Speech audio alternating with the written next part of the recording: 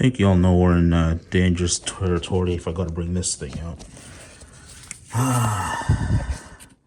This oil pump bolt started rounding on me, so it's for the oil pump sprocket. So let's get her out.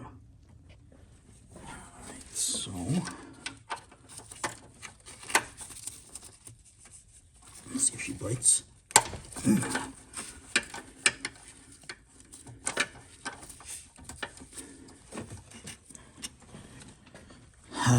That was, back this off a bit. Put a link in the description where I got this pulley holder. I think it's for a flywheel or something for a moped, but it does the same job.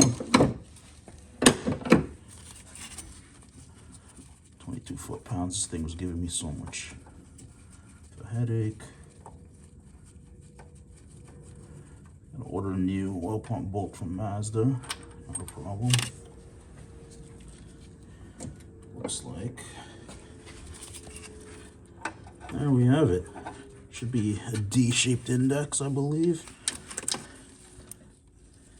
Grab that sprocket there.